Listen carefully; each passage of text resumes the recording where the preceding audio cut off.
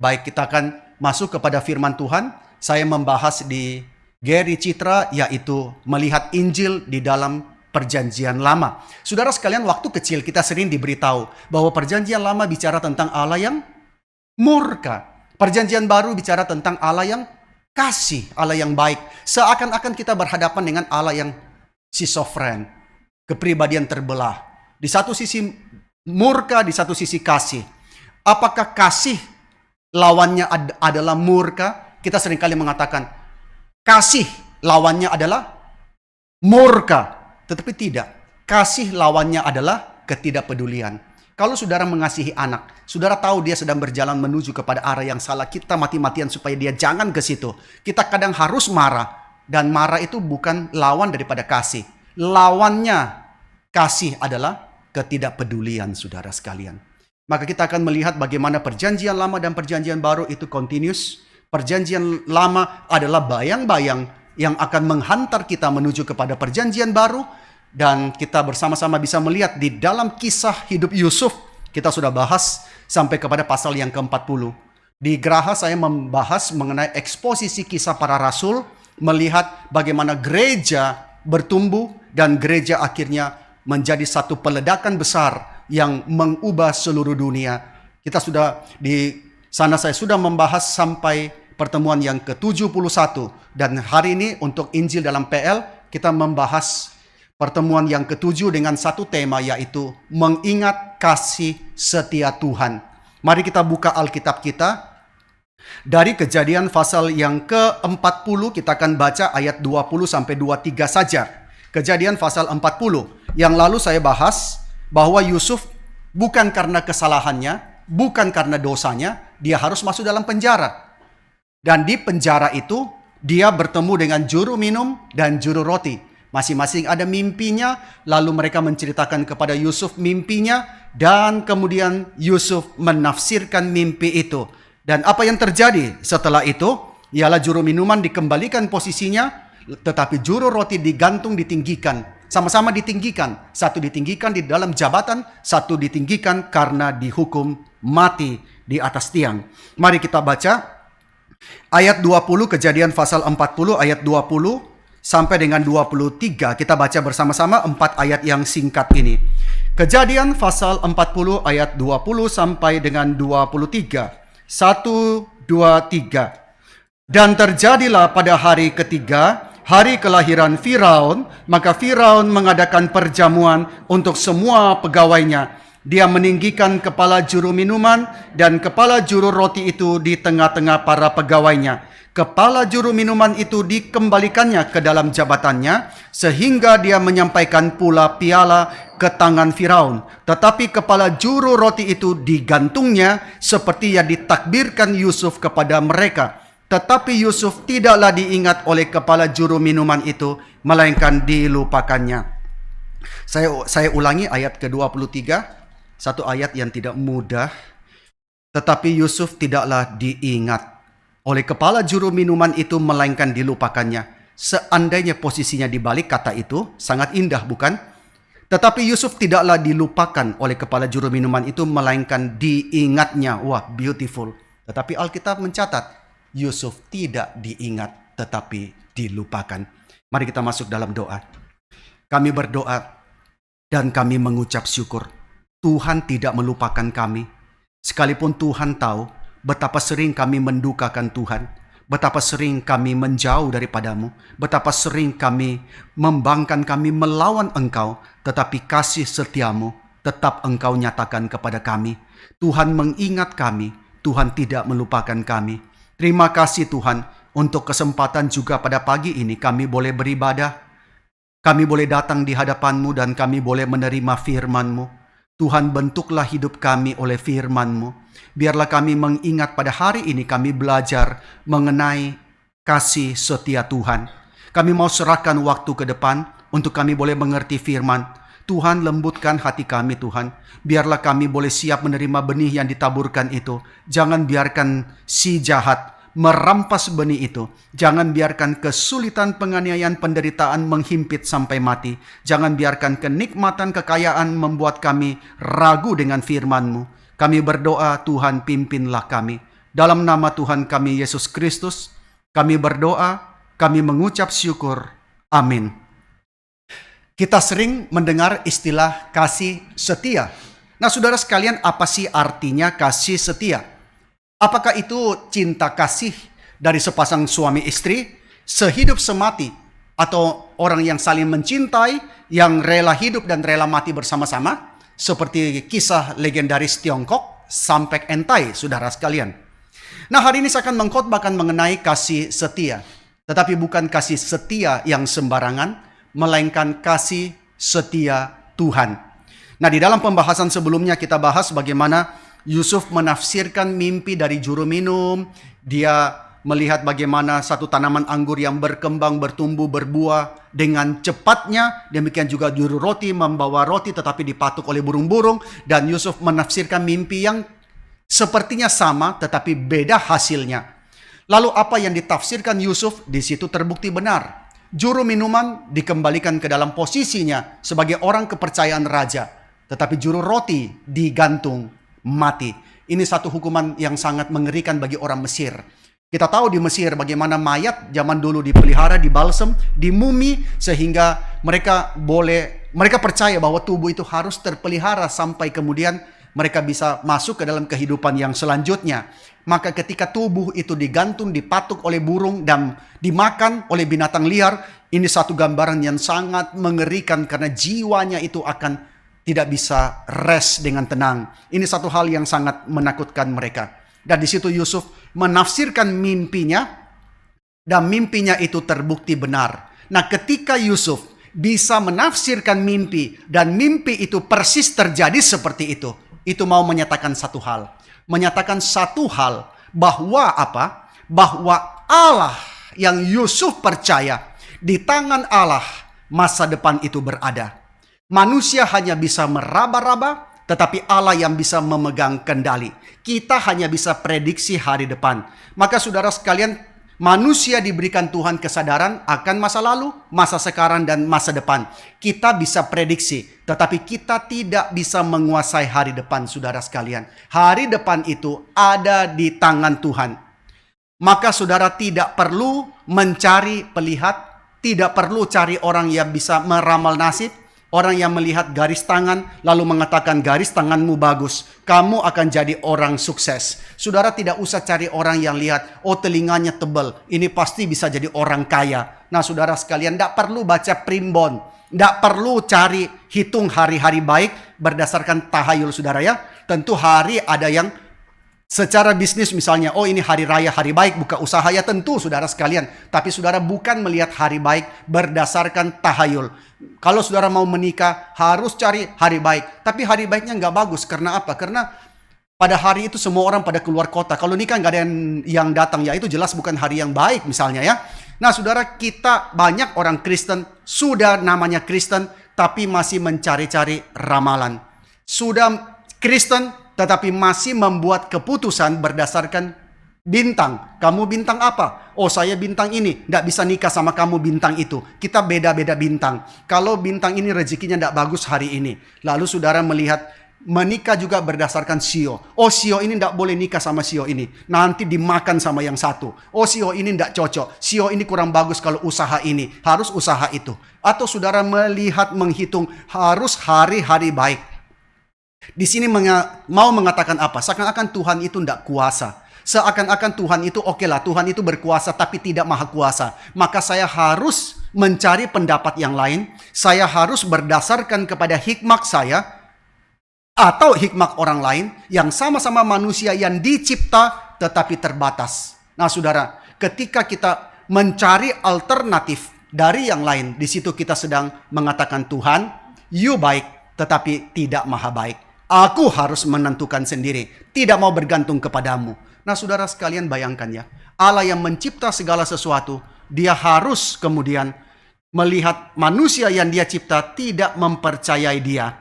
Saudara, kita tentu buat prediksi ya dalam bisnis. Ada yang buat prediksi buat setahun ke depan. Di dalam dunia bisnis, akhir tahun kita membuat proyeksi, membuat prediksi. Setahun kemudian, 5 tahun kemudian, 10 tahun kemudian. Bahkan ada perusahaan-perusahaan yang membuat rencana bisnis sampai 50 tahun ke depan supaya tetap established. Tetapi di dalam semuanya itu kita hanya bisa membuat prediksi. Kita tidak bisa kontrol hari depan.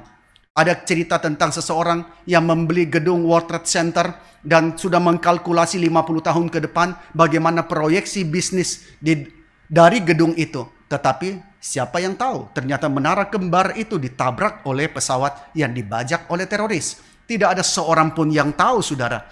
Maka saudara, kita tidak bisa memastikan hari depan.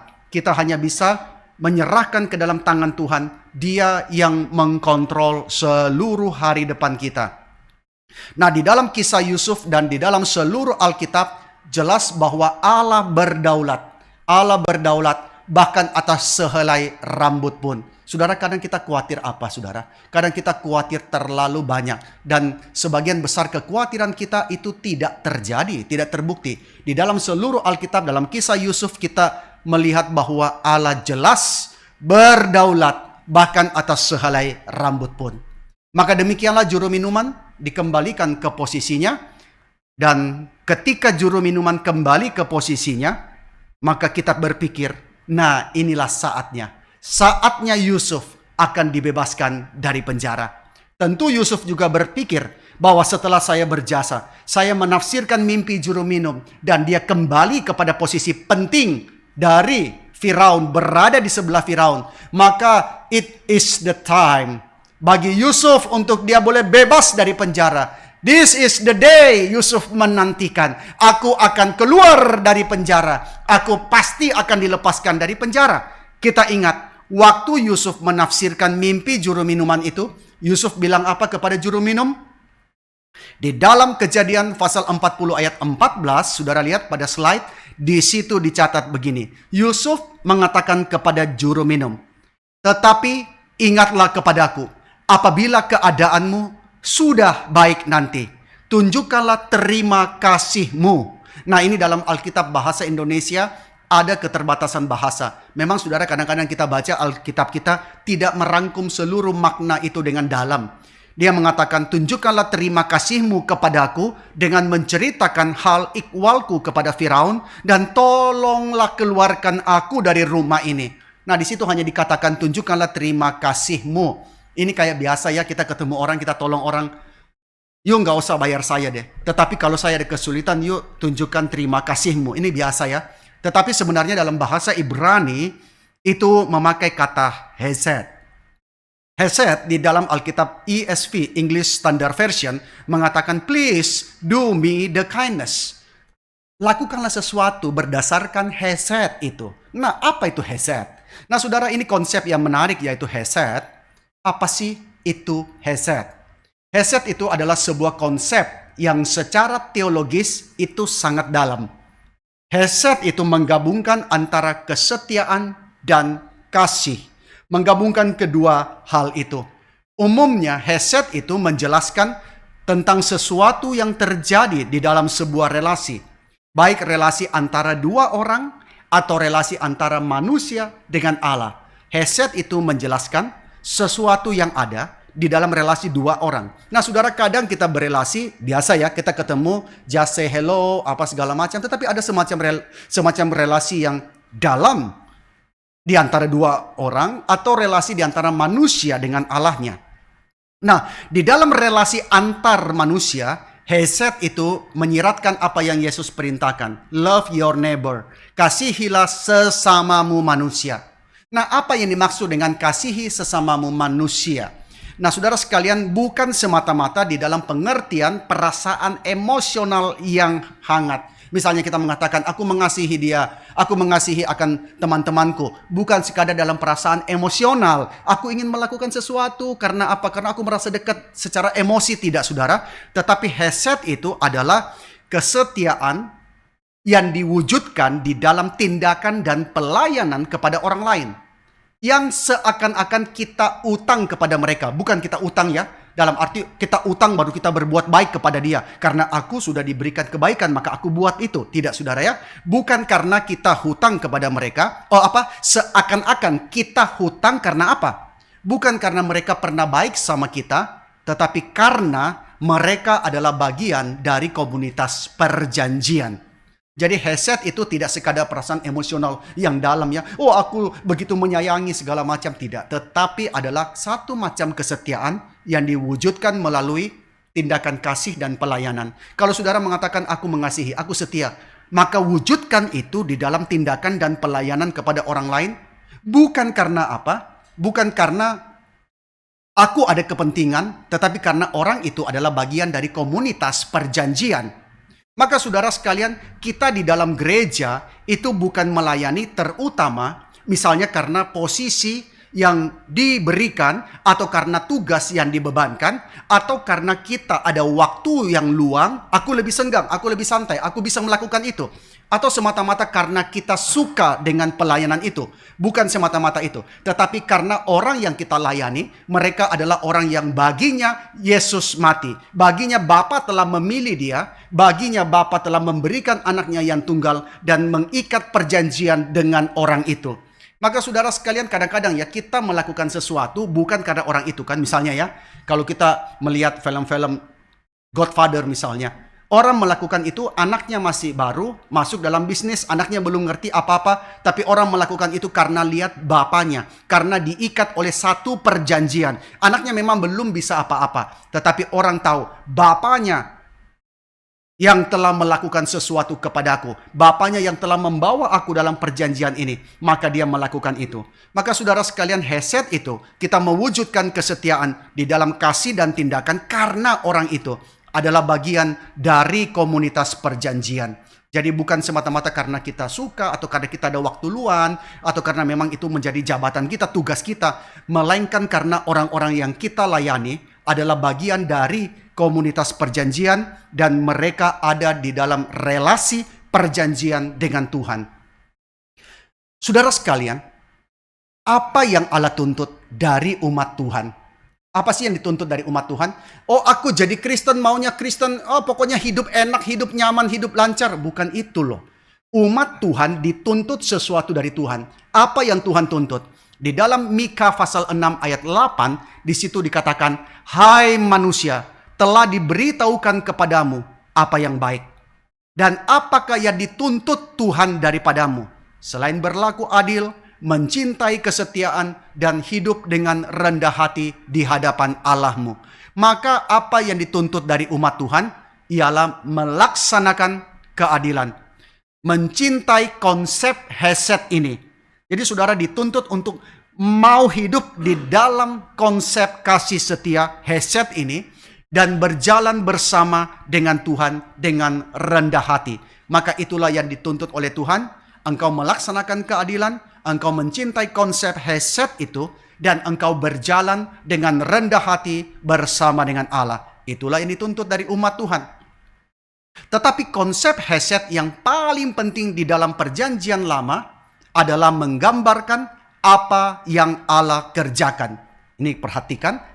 Konsep hesed yang paling penting dalam perjanjian lama adalah penggambaran atas apa yang Allah kerjakan. Saudara bayangkan, setelah masuk dalam sebuah relasi perjanjian dengan umatnya, Allah mengikatkan diri di dalam perjanjian itu dan Allah sungguh-sungguh memegang komitmen di dalam perjanjian itu.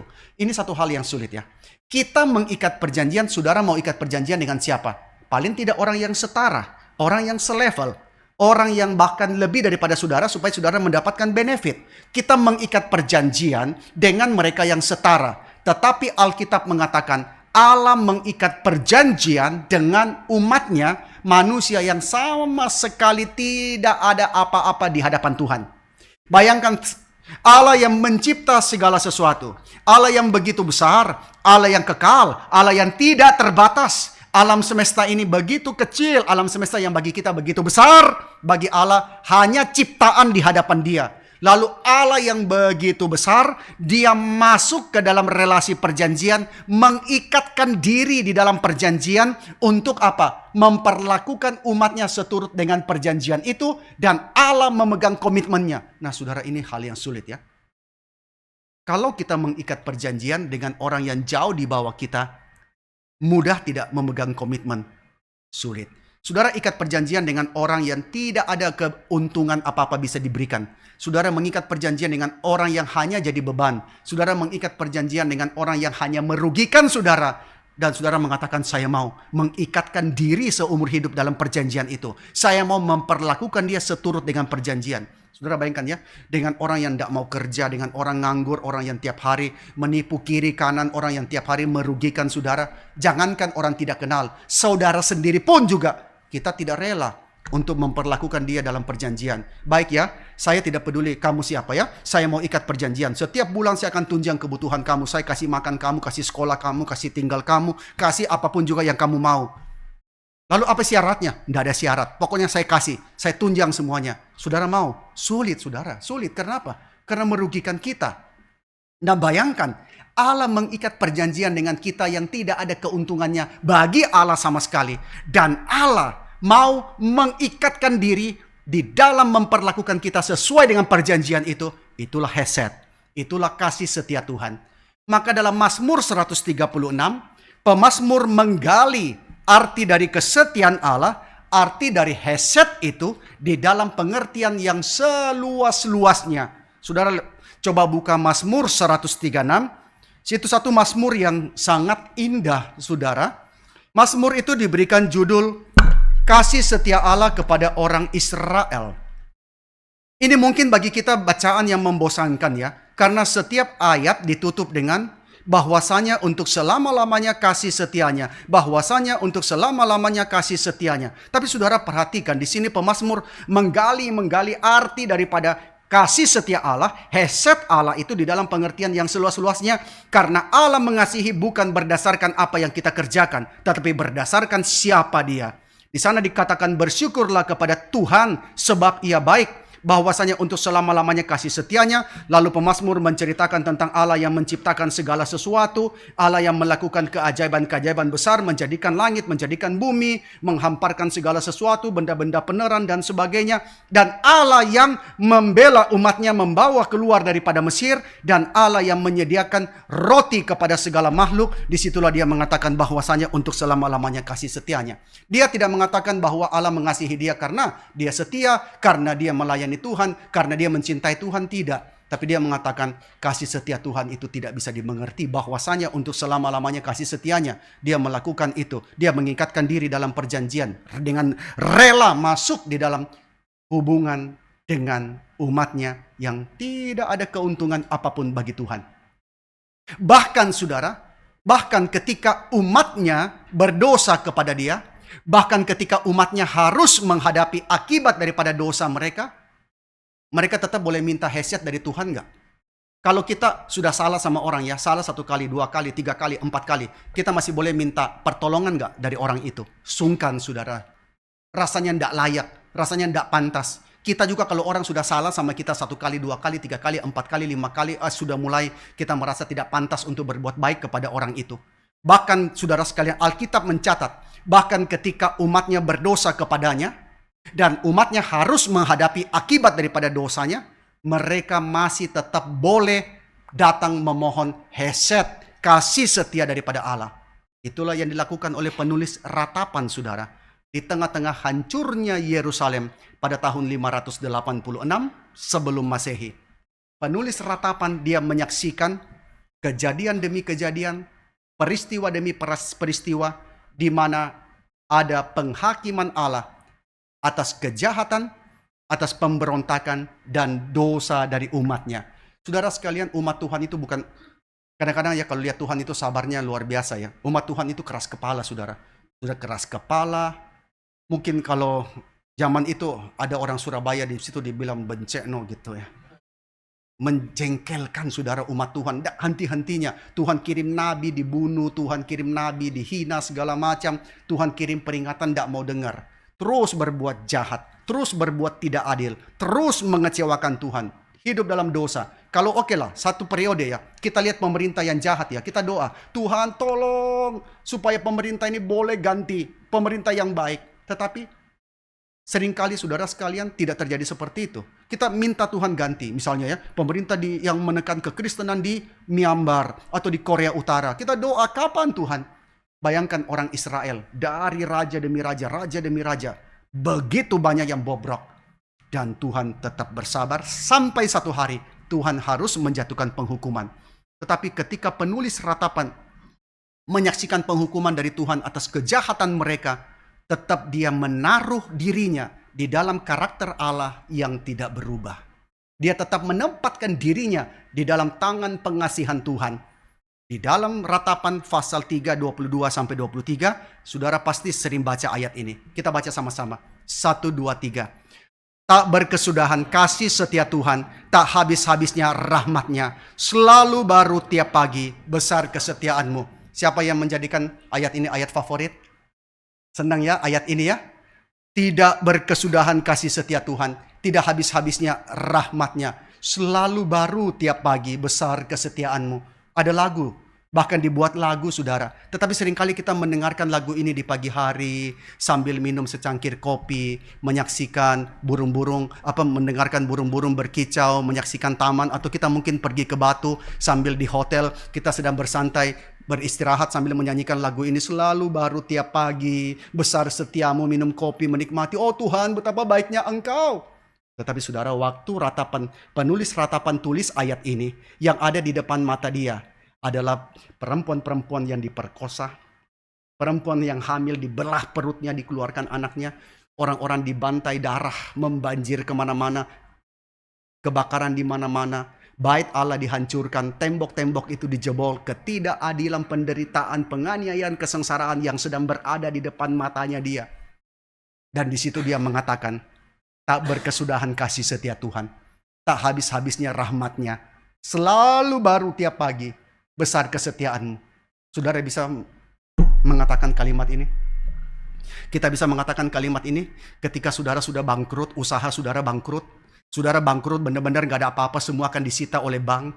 Rumah yang saudara tempati sebentar lagi disita oleh bank. Di rekening saudara sudah tidak ada lagi tabungan sama sekali.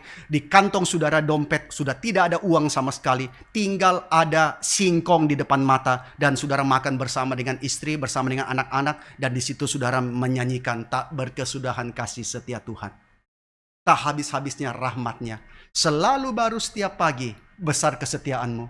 Bisa? Sulit saudara, sulit. Tetapi penulis ratapan tahu bahwa dia bisa menaruh percayanya di dalam kasih setia Tuhan. Sekalipun yang dia saksikan adalah hal yang tidak tertanggungkan saudara di depan matanya. Tak kala Yusuf memohon kepada juru minuman untuk menunjukkan kasih setianya kepadanya, di situ sebenarnya Yusuf sedang menyatakan apa? Waktu Yusuf bilang, ketika keadaanmu sudah baik, nyatakanlah terima kasihmu, ingatlah akan aku, tunjukkanlah hesed itu kasih setiamu. Waktu Yusuf ngomong gini, Yusuf sedang menyatakan apa? Ini dalam sekali saudara secara teologis. Yusuf sedang menyatakan satu sikap percaya yang luar biasa. Sikap percaya yang luar biasa akan apa? Akan penggenapan janji yang Tuhan berikan, akan penggenapan mimpi yang Tuhan berikan, sekalipun kondisi yang terjadi sekarang itu adalah jauh daripada penggenapan mimpi itu. Sekalipun kondisi yang sekarang terjadi sepertinya mimpi-mimpinya sudah gagal. Apa yang Tuhan janjikan tidak terjadi. Sekalipun itu yang Yusuf alami, tetapi dia tetap menyatakan, tunjukkanlah hesed, kasih setia itu kepadamu. Maka saudara bayangkan ketika juru minuman keluar dari penjara. Satu hari setelah Yusuf mengatakan itu, Yusuf kemudian melihat setelah itu juru minuman dipanggil kembali ke istana Firaun, dan lalu Yusuf menanyakan kabarnya kepada kepala penjara. Bagaimana nasib juru minum dan juru roti? Oh, juru minum ditinggikan, dikembalikan ke posisinya, dan juru roti digantung sampai mati. Dan Yusuf tahu, wah, juru minuman sudah bebas. Juru minuman sudah dikembalikan kepada posisinya. Saudara, kalau ada di posisi Yusuf, senang gak? Senang sekali saudara, senang sekali. Kita sudah bisa bayangkan ya, kita coba tempatkan diri dalam posisi Yusuf. Kira-kira apa yang Yusuf bayangkan sesudah juru minuman itu dilepaskan? Pertama-tama dia akan girang. Setiap kali dengar langkah kaki datang. Wah, ini pasti juru minum ingat saya. Juru minum pasti datang membebaskan saya. Dan Yusuf akan berpikir, this is the day. Aku akan lepas, aku akan bebas. Akhirnya ada yang akan membebaskan aku dari penjara. Sebagaimana ketika saudara-saudaranya membuang dia ke dalam sumur, Yusuf juga mendambakan ada pembebasan baginya. Dan Yusuf kira harinya sudah tiba. Dia pasti tidak sabar menantikan pembebasan dari Tuhan. Bukankah ini yang Tuhan pasti akan kerjakan? Mungkin Yusuf berpikir begitu. Bukankah Tuhan pasti akan melakukan ini bagiku? Ini yang Yusuf pikirkan. Tetapi yang ada adalah juru minuman melupakan Yusuf sama sekali. Setelah kembali kepada jabatannya, dia lupa janjinya. Juru minum ini memang tipikal politician. Setelah kembali pada posisinya, janjinya semua lupa. Saudara ya, kalau dengar orang yang janji kalau belum dapat apa-apa, jangan terlalu percaya orang itu. Manusia itu janjinya dilihat dari apa? Dari setelah dia dapat. Maka orang kalau masih berjanji itu pasti belum pemilu. Kalau sudah lewat pemilu, sudah nggak ada yang janji, saudara. Maka saudara, sama seperti ya, orang pacaran, kejar, banyak janji. Sudah nikah, lupa semua janjinya. Kalau istri tanya, Mas, masih ingat nggak janjinya? Wah, amnesia. Sudah lupa semuanya. Nah saudara, juru minum setelah kembali kepada posisinya, sudah lupa. Sudah lupa sama Yusuf. Dan itulah kenyataan yang Yusuf harus terima. Bahwa apa? Tidak ada heset bagi dia. Tidak ada yang ingat dirinya. Harapan itu kembali dihancurkan. Sekali lagi dia dihempaskan dan itu menyakitkan. Saudara kalau berharapnya baru setinggi begini jatuhnya nggak apa-apa ya. Saudara kalau sudah berharap melambung tinggi ya. Tiba-tiba saudara dihancurkan harapannya, sakitnya luar biasa. Di situ Yusuf sekali lagi dia dihempaskan dengan menyakitkan. Dan bukan saja oleh juru minuman. Tetapi seakan-akan juga oleh Allahnya sendiri. Ini hal yang susah ya saudara. Kalau kita dikecewakan orang masih bisa kita maklumi. Kalau kita merasa dikecewakan Tuhan, itu hal yang sulit. Bukan saja juru minuman yang lupa. Bukan saja juru minuman yang tidak menunjukkan kasih setianya. Sepertinya Allah juga begitu. Bukankah Allah bisa dengan mudah mengingatkan juru minum? Tiba-tiba dia bangun pagi, aduh nggak bisa bernapas. Kenapa nih sesak nih?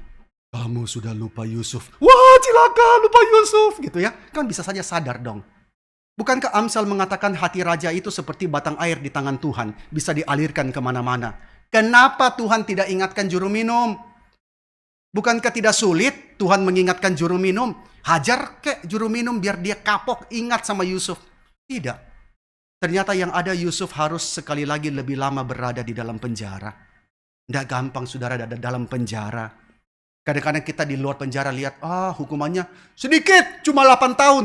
Saudara jangankan 8 tahun loh, sehari aja tidak betah loh saudara. Saudara coba pelayanan penjara. Pelayanan penjara dari pagi sampai tengah malam. Dan saudara harus masuk ke sel. Di sel itu, ini sel yang masih bagus ya saudara ya. Saya pernah lihat masih masuk, itu masuk karena pelayanan saudara ya. Itu saudara ya, satu sel bisa 8-10 orang. Dan toilet di ujung. Itu toilet itu nggak ada dinding, itu cuma tembok pendek saudara. Jadi saudara bayangkan di toilet itu 10 orang, berapa orang yang buang air setiap hari. Dan saudara harus itu toleransi apa yang saudara cium baunya. Dan banyak hal yang tidak mudah, satu hari pun berat di penjara. Jikalau kita berada dalam posisi Yusuf, kita akan berteriak, berapa lama lagi Tuhan? Berapa lama lagi? Apakah engkau akan melupakan aku selama-lamanya? Apakah engkau akan membuang aku? Aku sudah berbuat baik. Aku menunggu Tuhan. Aku tidak jahat loh. Aku memelihara kesucianku. Kenapa Tuhan masukkan aku ke dalam penjara? Ketika aku memperdulikan juru minum itu, dia tidak ingat kepada aku. Berapa lama lagi Tuhan mau aku berada di dalam penjara? Mungkin kita akan marah kepada Tuhan dan kita berkata, berapa lama Tuhan akan melupakan aku? Tetapi sekali lagi, waktu Tuhan itu sempurna. Pada pembahasan yang lalu kita bahas tema waktunya Tuhan. Waktunya Tuhan itu sempurna. Saya mau tanya saudara, jikalau juru minuman itu begitu keluar langsung ingat Yusuf, bagus nggak? Baguslah. Mana ndak bagus kan, Yusuf langsung ditolong. Kalau juru minuman langsung ingat Yusuf, bagus nggak? Jawabannya tidak. Kenapa? Ya maunya kita begitu, supaya Yusuf tidak usah menderita lebih lama. Tetapi jikalau pada waktu itu, juru minuman langsung ingat Yusuf, apa yang terjadi? Yusuf segera keluar penjara. Yusuf keluar penjara, lalu kita tahu Yusuf akan pergi entah kemana. Yusuf akan keluar penjara, dia tidak mau lagi pulang ke papanya, tidak mau lagi pulang ke saudaranya. Nanti kita akan lihat ya, itu menarik loh. Yusuf itu begitu sakit hatinya, sampai dia sudah jadi Perdana Menteri. Saudara lihat ya, jaraknya begitu dekat saudaranya, dia tidak pernah cari. Tidak pernah kirim orang cari. Begitu sakit hatinya. Nah saudara lihat ya. Jadi waktu Yusuf bisa mengampuni itu luar biasa saudara. Itu jelas pekerjaan Tuhan. Nah saudara, kalau Yusuf waktu itu keluar penjara, apa yang terjadi? Yusuf akan pergi entah kemana. Dia akan memulai satu hidup yang baru. Dan pada saat Firaun punya mimpi, langsung juru minuman bilang, wah ada yang bisa menerjemahkan, menafsirkan. Tapi masalahnya dia sudah pergi. Dia sudah keluar penjara. Maka ketika waktunya tiba, Yusuf tidak ada di tempat yang benar, waktu yang tepat. Maka ketika Tuhan tidak keluarkan Yusuf, itu hal yang baik. Ketika Tuhan tunda Yusuf, lama Tuhan tunda. Ketika Tuhan tunda itu adalah rencana Tuhan. Maka Yusuf akan ada di waktu yang tepat untuk Tuhan mengerjakan rencananya. Apa maksud Allah bagi Yusuf? Maksud Allah bagi Yusuf supaya dia menjadi saksi, bukan cuma di hadapan Firaun, tetapi di hadapan bangsa-bangsa. Dan Yusuf akan menyelamatkan Mesir, Yusuf akan menyelamatkan bangsa-bangsa lain, Yusuf akan menyelamatkan keluarganya sendiri dari bahaya kelaparan yang akan tiba. Tentu pada saat itu yang namanya rencana Tuhan, itu gelap, misterius bagi Yusuf. Tuhan tidak kasih tahu Yusuf. Tuhan tidak bilang Yusuf, you sabar ya. Sabar ya, karena sebentar lagi you keluar penjara. Tidak lama. Ada rencana Tuhan. Apa rencana Tuhan? Sini, tak kasih tahu. Tidak ada saudara. Tidak ada. Pada saat itu yang namanya rencana Tuhan itu sepenuhnya totally dark. Misterius bagi Yusuf. Dia nggak tahu. Tapi supaya rencana itu bisa berjalan baik, Yusuf harus masuk ke dalam penderitaan. Supaya rencana itu berjalan baik, Yusuf harus masuk ke dalam ketidakadilan. Dia harus menempuh sakitnya penderitaan yang tidak sepatutnya dia terima, supaya orang-orang lain bisa diselamatkan dari kematian. Yusuf harus menempuh sakitnya penderitaan yang tidak sepatutnya dia terima, supaya orang-orang lain bisa diselamatkan dari kematian. Sounds familiar? Yesus harus menempuh, Yusuf adalah bayang-bayang dari Yesus. Harus menempuh penderitaan yang tidak sepatutnya dia terima, supaya orang lain terhindar dari kematian. Di dalam mimpi dari juru minum, waktunya seperti dipercepat. Bagaimana pohon anggur itu baru saja bertunas, berbunga, lalu kemudian menghasilkan buahnya dengan ranum begitu cepatnya. Tetapi dalam hidup Yusuf kebalikan saudara. Mimpinya juru minum seakan-akan dipercepat. Tapi apa yang Yusuf alami kebalikan. Seakan-akan diperlambat. Saudara suka waktunya dipercepat atau diperlambat? Suka waktu dipercepat atau diperlambat? Suka yang mana? Suka yang mana? Oh tergantung Pak. Kalau lagi libur maunya diperlambat. Kalau cuti maunya diperlambat Pak. Tapi kalau lagi susah jangan dong Pak. Dipercepat dong waktunya. Supaya lebih cepat berlalu penderitaannya. Kalau sakit maunya cepat-cepat. Sakit yang harusnya 7 hari, sehari sembuh. Kemudian kalau lagi susah usaha maunya cepat-cepat. Tetapi seringkali yang terjadi kebalikannya saudara. Waktu liburan kok cepat. Baru saja libur sudah mau pulang. Tapi kalau susah kok lama sekali. Nah saudara, di dalam Hari-hari Yusuf di penjara, itulah yang terjadi. Lambat sekali. Saudara, saya nggak bisa bayangkan ya bosannya Yusuf kayak apa ya. Itu sudah bosan menderita lagi, saudara. Kalau sudah bosan lama, itu menderita betul-betul nggak enak. Yusuf mau buka HP, nggak ada HP. Mau baca media sosial, nggak ada media sosial. Cuma tiap hari lihat tembok, saudara. Lihat tembok loh, gelap. Apa yang harus dikerjakan? Dan Yusuf melewati malam-malam yang penuh kebingungan. Dia bertanya-tanya, rencana Tuhan itu apa sih? Apa sih rencana Tuhan? Itu saudara pernah tanya apa rencana Tuhan? Yusuf pernah tanya setiap malam, tanya rencana Tuhan. Kalau juru minum hanya 3 hari di penjara, Yusuf masih harus lewati 2 tahun lagi. Supaya rencana Allah itu tergenapi. Lama banget, saudara. 3 hari aja lama. Ini Yusuf sudah di dalam penjara, kita nggak tahu berapa lama ya. Sekarang harus 2 tahun lagi di penjara, saudara. Di penjara 2 tahun, tunggu apa rencana Tuhan. Tiap hari tanya, rencana Tuhan itu apa sih? Apa yang Tuhan mau sih? Tiap hari tanya, saudara. Nah, mungkin engkau dan saya pernah berada di titik seperti ini. Sudah menunggu, sudah berharap, sudah berdoa, sudah bertahan di dalam waktu yang panjang. Dan kita sudah lelah menunggu. Kapan sih rencana Tuhan itu jadi? Kapan sih rencana Tuhan itu tergenapi di dalam hidupku? Kapan? Sampai kita mungkin sudah mengira Tuhan sudah membuang dan melupakan kita. Tuhan sudah buang aku, Tuhan sudah lupakan aku. Mungkin kita sulit mengerti mengapa masih dibiarkan berada di dalam situasi yang gelap ini. Namun saudara sekalian, rencana Allah ya, kalau kita sebut dia Allah, berarti kita tahu dia itu jauh melampaui kita.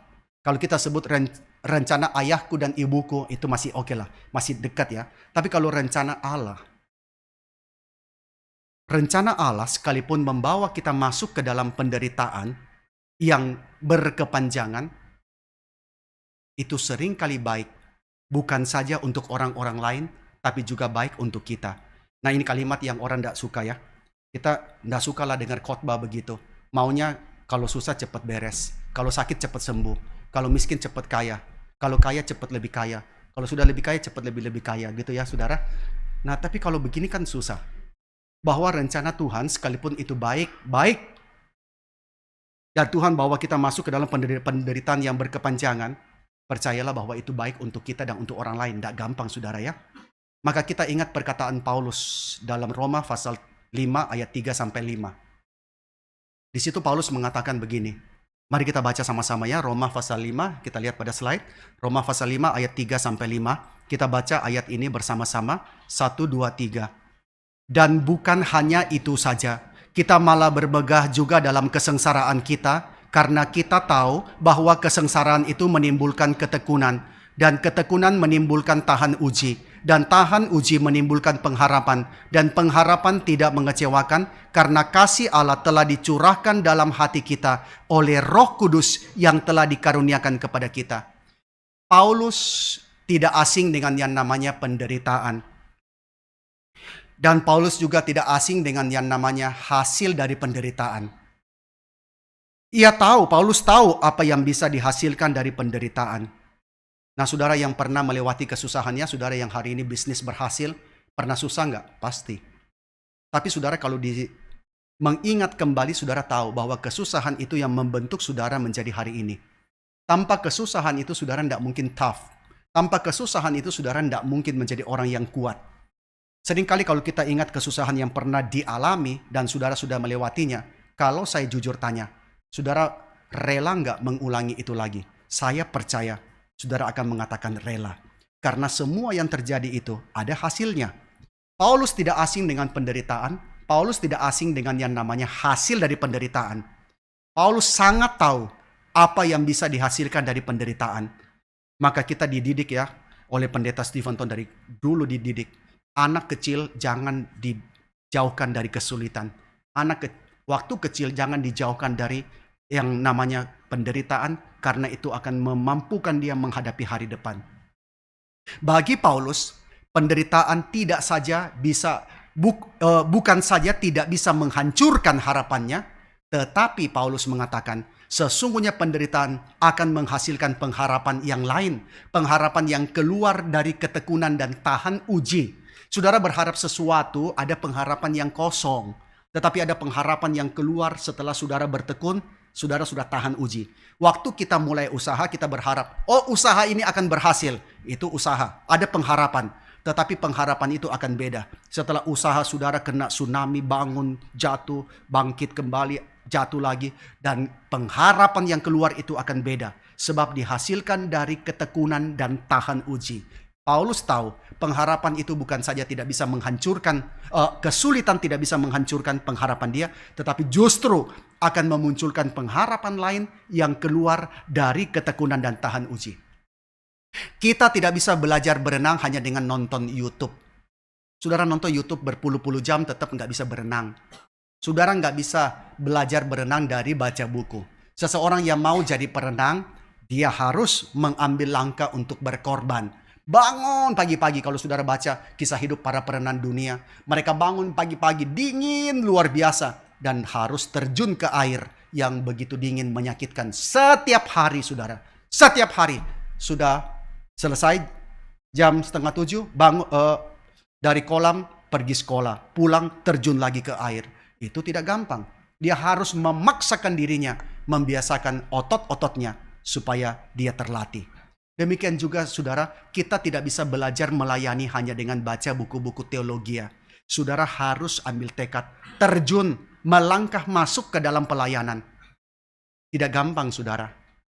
Tentu masih kurang ini, masih kurang itu. Tapi wajar. Saudara jalan dulu dan lihat Tuhan pimpin.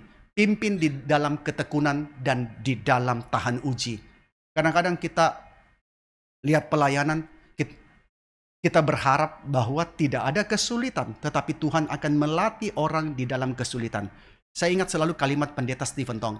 Pendeta Stephen Tong itu mengatakan begini, "You alami kesulitan, jangan terjebak di dalam kesulitan itu. Tetapi tanya, apa yang bisa kau pelajari dari kesulitan itu?" Nah saudara, kalau sudah sulit tidak belajar, rugi 2 kali saudara. Sudah sulit, tidak dapat pelajaran. Tapi sudah sulit, dapat pelajaran, saudara untung. Saudara mendapatkan sesuatu hal yang baru. Maka saudara sekalian jalan dulu, terjun dulu, ada kesulitan wajar. Di situ Tuhan akan memimpin, di mana kita mendapatkan sesuatu pelajaran. Maka demikianlah saudara, kita tidak bisa membangun karakter Kristen yang baik dengan membaca buku-buku karakter. Saudara baca buku-buku karakter berapa banyak, tetap tidak ada gunanya. Karakter Kristen yang sejati datang melalui tahan uji. Melewati waktu-waktu yang sulit berjalan bersama dengan Tuhan. Kadang kita mencoba lari dari Tuhan, tetapi hanya akhirnya mendapati bahwa kita tidak mungkin lari daripadanya. Kadang di dalam kekecewaan kita, di dalam kesedihan kita, kita tidak bisa lagi berjalan bersama dengan Tuhan. Kita mengatakan, aku mau pergi saja.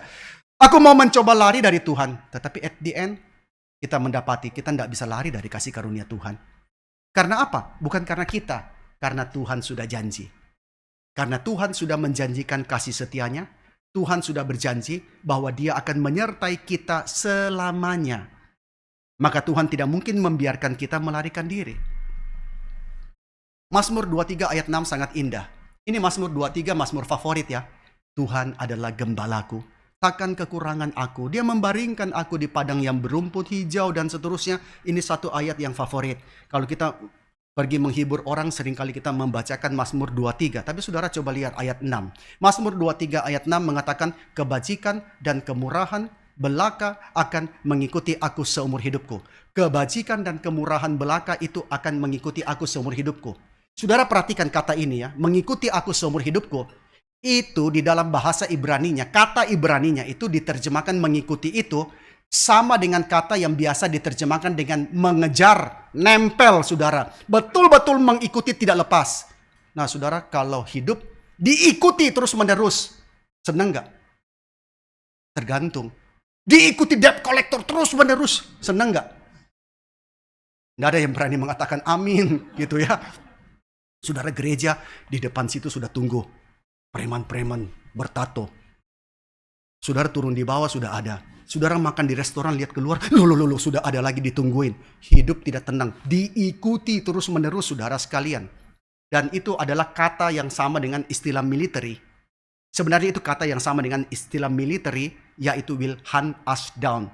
Kalau militer sudah mengejar orang, dia akan terus itu trekking, mengejar tidak lepas, tidak lepas, tidak lepas. Nah, saudara bayangkan ya, sekarang yang mengikuti itu adalah kebajikan dan kemurahan belaka. Kalau saudara diikuti, ini ya orang bisnis ya, saudara diikuti oleh rezeki, saudara dikejar oleh rezeki, saudara mau tutup toko aja masih banyak yang mau datang, saudara belum buka toko sudah banyak yang nunggu, saudara dikejar oleh rezeki, saudara mau tidur rezeki datang, saudara bangun rezeki datang, saudara dikejar oleh rezeki, saudara berani doa minta, Tuhan, aku udah suka dikejar-kejar rezeki. Aku udah mau dikejar rezeki, aku udah suka. Baru bangun rezeki datang, baru buka rekening cetak buku, ada duit lagi masuk, kaget. Aku udah suka Tuhan, aku nggak mau dikejar-kejar rezeki Tuhan. Nggak ada orang mau doa seperti itu. Nah saudara, Alkitab mengatakan kebajikan dan kemurahan belaka akan mengejar aku, mengikuti aku seumur hidupku. Itulah kasih setia Tuhan. Tetapi bukan dalam arti ini ya. Jadi saudara, kalau saya khotbah begini orang senang nih. Bisa-bisa nanti kita buka gereja besar nih. Kebajikan, kemurahan, rezeki mengikuti seumur hidup. Saudara, ini lain konteksnya ya. Ini kebajikan, kemurahan Tuhan. Kasih setia Tuhan terus nempel mengikuti seumur hidup kita. Nah, karakter yang diasah melalui bertekun di tengah ujian itu akan menghasilkan pengharapan yang teguh.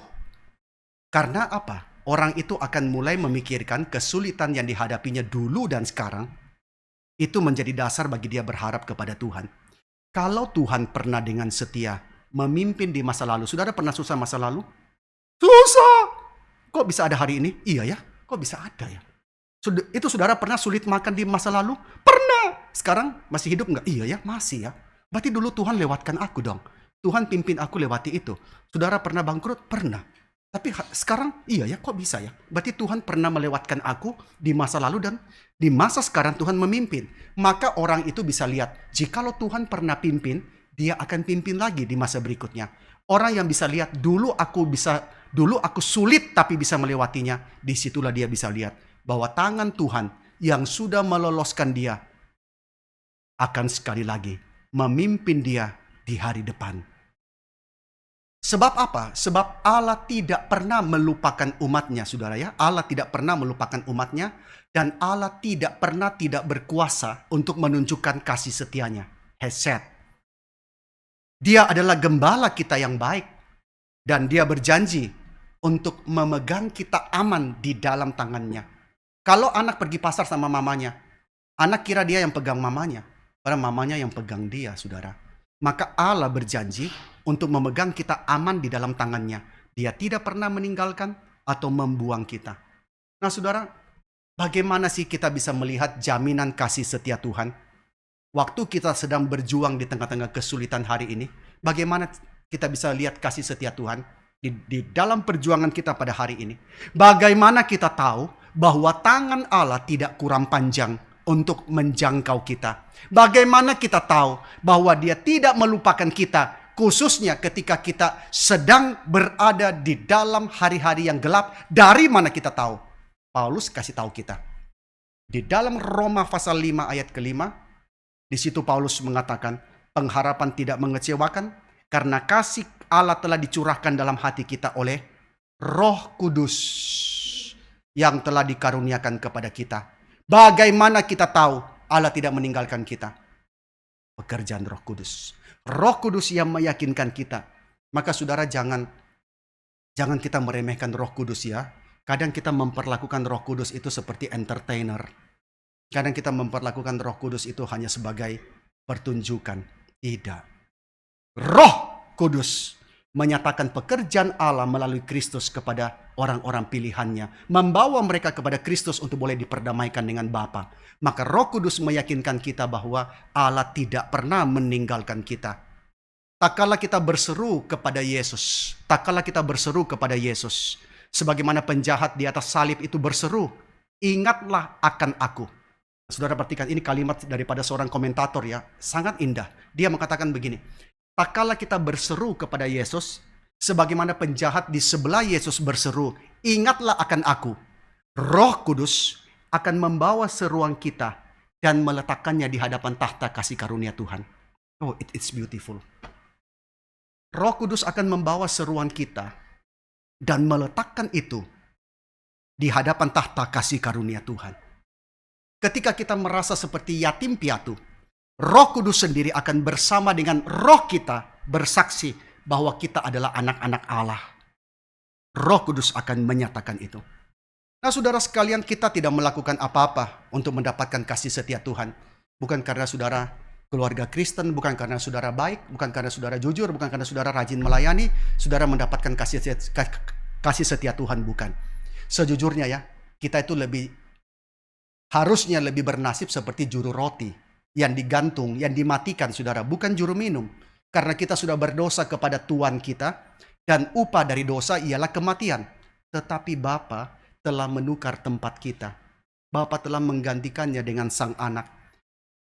Yesus Kristus yang kepadanya penjahat itu dan juga kita memohon untuk boleh diingat. Yesus bukan hanya dijual, Yesus bukan hanya dianiaya, Yesus bukan hanya dihukum dengan tidak adil, tetapi tubuhnya digantung di atas tiang. Alkitab mengatakan terkutuklah dia yang digantung di atas tiang.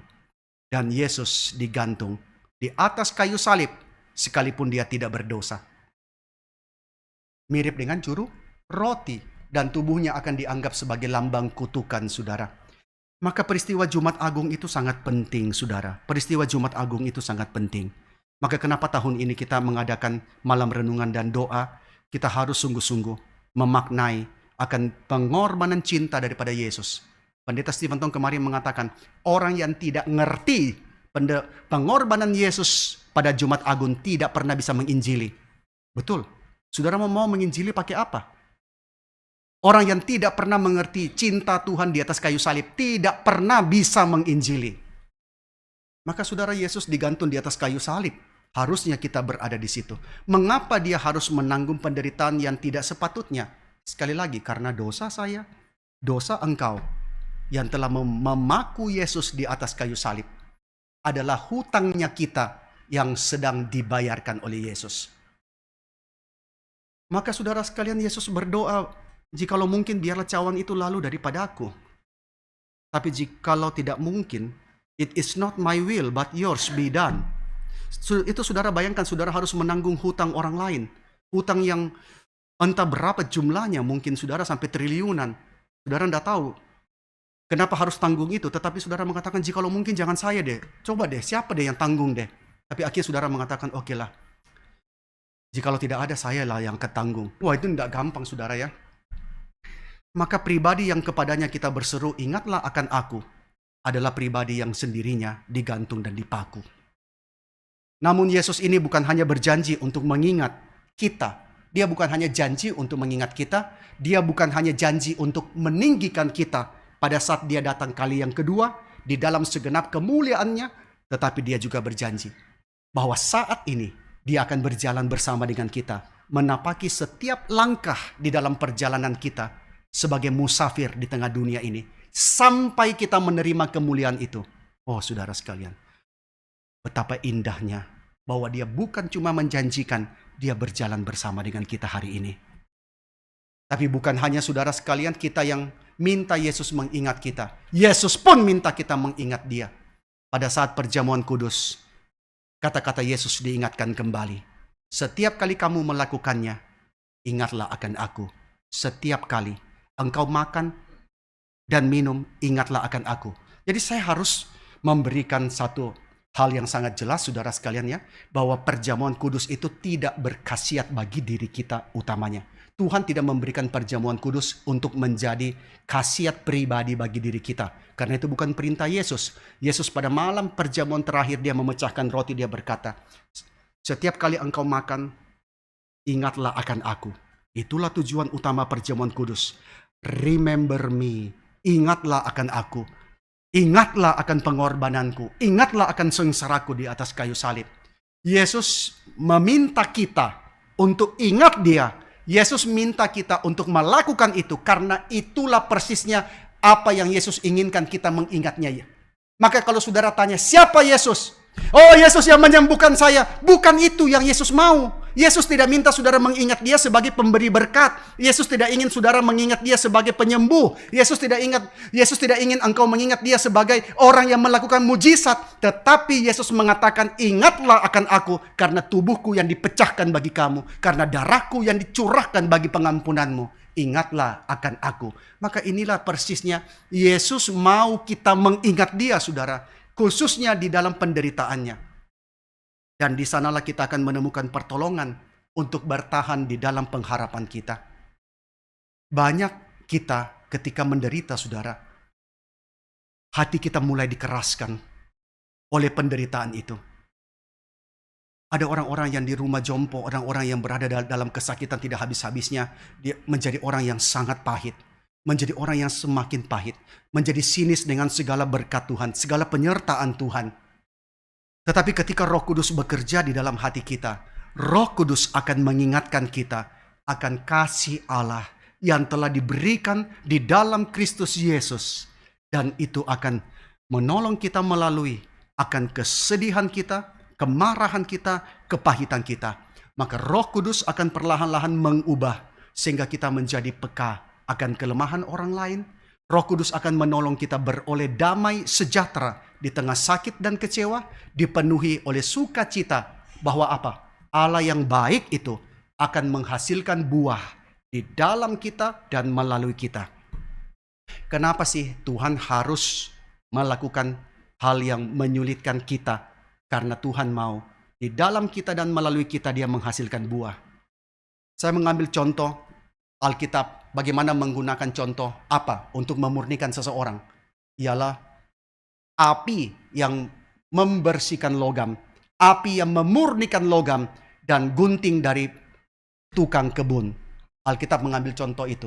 Waktu api memurnikan logam, itu tidak enak. Tetapi hasilnya apa? Logam yang semakin murni, logam yang semakin indah, emas yang semakin berkilau. Waktu gunting tukang kebun, menggunting pohon anggur, sakit digunting. Tetapi hasilnya apa? Pohon itu akan menghasilkan buah yang jauh lebih banyak. Maka itulah cara kerja Tuhan.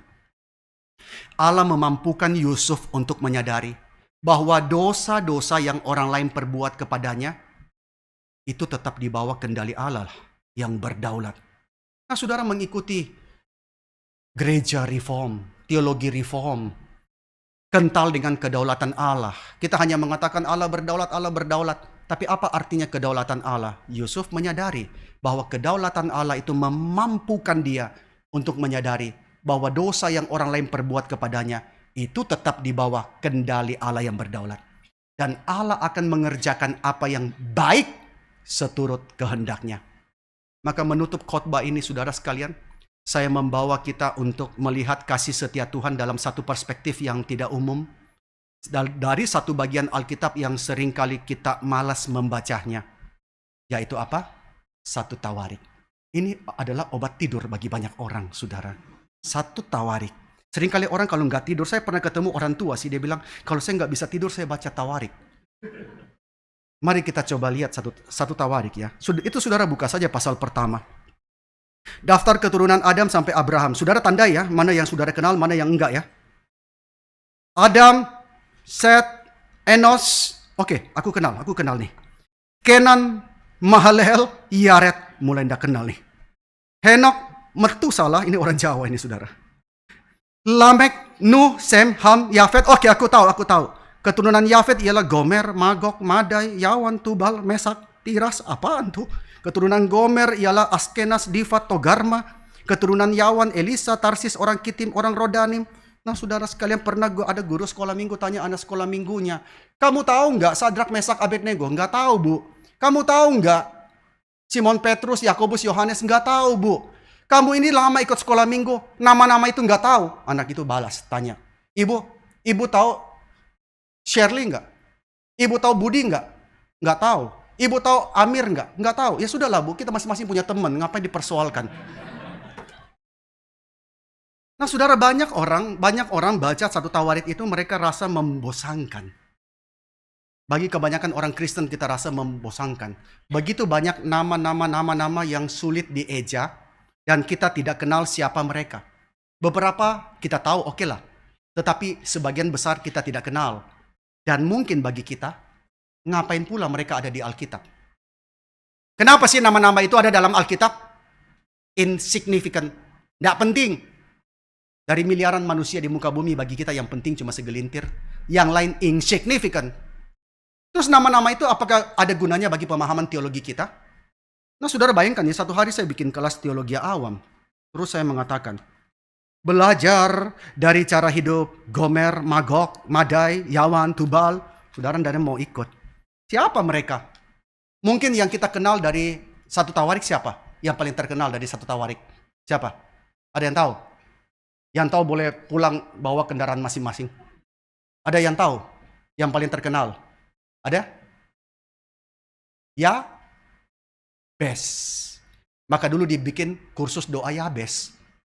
Karena dalam Satu Tawarik 4, Yabes nggak pernah menderita, nggak pernah sakit, nggak pernah ini, tanahnya diperluas terus. Semua jadinya pingin seperti Yabes. Maka orang bikin kursus doa Yabes. Nggak ada yang mau kursus doa Getsemani. Maunya doa Yabes supaya tanahnya makin besar, diperluas, nggak pernah sakit. Nah saudara, banyak nama-nama yang kita tidak kenal dan kita akan bertanya, ngapain pula sih mereka ada di situ, insignificant. Nggak ada gunanya bagi pengetahuan teologi kita. Hanya menghamburkan lembaran Alkitab. Mungkin itu yang kita pikir. Tapi coba pikir, apa yang Allah mau nyatakan? Apa yang Allah mau nyatakan dengan nama-nama itu begitu banyak? Untuk apa sih nama-nama yang tidak dikenal itu ada di situ? Apa Tuhan sedang buang waktu kita memberitahu kita nama-nama itu? Atau ada pesan yang Tuhan mau sampaikan? Nah, kita cenderung mengabaikan teks seperti ini. Bahkan kita mungkin ada yang tertawa, nama-namanya aneh, membosankan. Lalu kata memperanakan muncul terus. Memperanakan ini, memperanakan ini, memperanakan itu. Tetapi karena ini adalah firman Tuhan, berarti ada sesuatu yang Tuhan mau firmankan. Karena ini adalah firman Tuhan. Apa yang hendak disampaikan oleh silsilah? Banyak. Satu hal saja. Silsilah yang begitu banyak sedang menceritakan kepada kita bahwa Dia adalah Allah yang setia.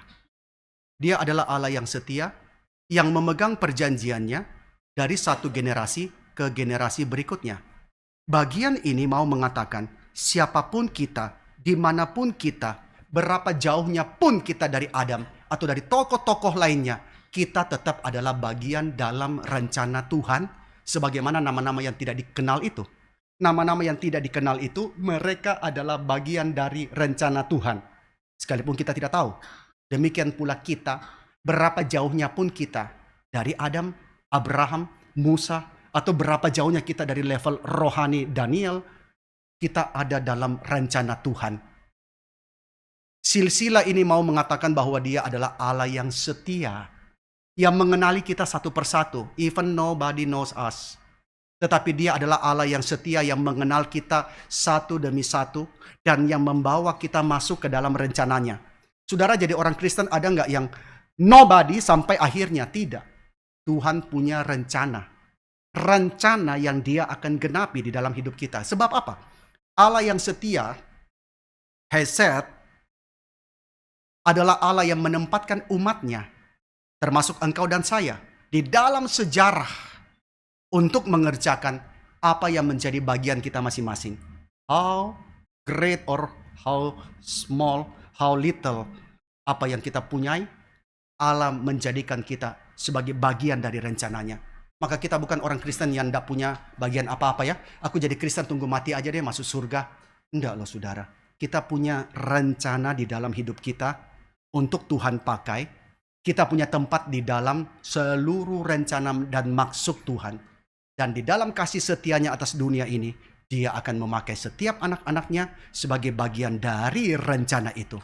Maka itulah kenapa Yusuf ada di penjara. Itulah kenapa Daniel ada di pembuangan. Itulah kenapa Paulus dikejar-kejar dan harus dirantai di Yerusalem. Kenapa para martir harus mati. Dan kenapa banyak orang-orang Kristen bergumul di dalam iman mereka. Di dalam relasi, di dalam pekerjaan, di dalam panggilan. Kita bergumul. Kenapa? Satu hari kita ketemu Tuhan, kita tanya. Dan kita akan mengatakan haleluya, amin. Mari kita berdoa. Kami berdoa Tuhan dan mengucap syukur sebab kasih setia Tuhan yang selama ini kami sulit mengerti, sedang Tuhan kerjakan di dalam kehidupan kami. Mungkin kami bertanya, kami tidak mau ya Tuhan, berapa lama lagi Tuhan? Berapa lama lagi kami harus menanggung semuanya? Tetapi biar kami mengingat bahwa Allah yang berjanji adalah Allah yang setia, dan Allah menjanjikan kemuliaan yang tidak terkatakan satu hari nanti. Dan bukan itu saja, tetapi Engkau juga menjanjikan Engkau akan berjalan bersama dengan kami, menapaki langkah demi langkah di dalam hidup kami, langkah yang tidak mudah, langkah yang sering kali kami tidak berani untuk menjalaninya, tetapi biarlah kami melihat bahwa Engkau akan ada bersama dengan kami. Terima kasih Tuhan, berikanlah kepada kami kesadaran itu, bahwa Allah yang mengikat janji, Allah berkomitmen untuk menggenapi janji itu, dan Allah membawa diri masuk ke dalam tindakan untuk menyatakan hesed. Terima kasih ya Tuhan, kami mau berdoa dan kami mengucap syukur dalam nama Tuhan Yesus. Amin.